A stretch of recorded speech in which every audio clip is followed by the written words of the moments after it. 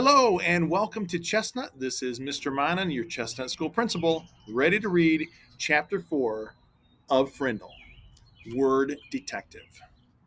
It was a beautiful September afternoon, bright sun, cool breeze, blue sky, but not for Nick. Nick had to do a little report for the next day, plus copy out all the definitions for 35 words for Miss Granger. This was not the way school was supposed to work, not for Nick. There was a rule at Nick's house: homework first, and that meant right after school. Nick had heard his older brother James groan and grumble about this rule for years, right up until he graduated from high school 2 years ago. And then James wrote home from college after his first semester and said, "My grades are looking great, because when I came here, I already knew how to put first things first." That letter was the proof Nick's mom and dad had been looking for. Homework first was the law from September to June. This had never bothered Nick before because he hardly ever had homework. Oh, sure, he looked over his spelling words on Thursday nights, and there had been a few short book reports in fourth grade. But other than that, nothing. Up to now, schoolwork never spilled over into his free time. Thanks to Mrs. Granger, those days were gone. First, he looked up the definitions in the brand new red dictionary that his mom had bought because Mrs. Granger had told her to. It took almost an hour. He could hear a baseball game in John's yard down the street, yelling and shouting, and every few minutes the sharp crack of a bat connecting with a pitch. But he had a report to do for Mrs. Granger. Nick looked at the very front of the dictionary. There was an introduction to the book called Words and Their Origins. Perfect, Nick thought. It was just what he needed to do his report. It would all be over in a few minutes.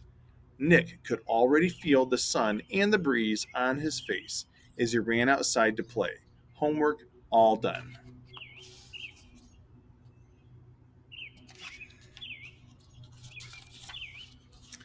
Then he read the first sentence from the introduction.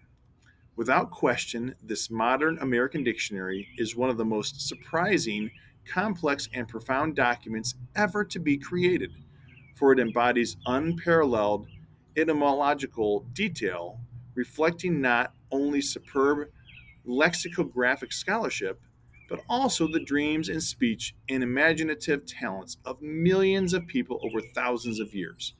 For every person who has ever spoken or written in English has had a hand in its making. What? Nick scratched his head and read it again. And then again. Not much better. It was sort of like trying to read the ingredients on a shampoo bottle. He slammed the dictionary shut and walked downstairs. Nick's family did a lot of reading, so bookshelves covered 3 of the 4 walls in the family room. There were 2 sets of encyclopedias, the black set for grown-ups, and the red set was for kids. Nick pulled out the D volume from the red set and looked up dictionary. There were 3 full pages with headings like Early Dictionaries, Word Detectives, and Dictionaries Today.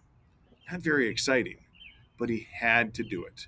So Nick just plopped down on the couch and read all of it. And when he was finished with the kids' book, he opened up the black encyclopedia and read most of what it said about dictionaries, too. He understood only about half of what he read.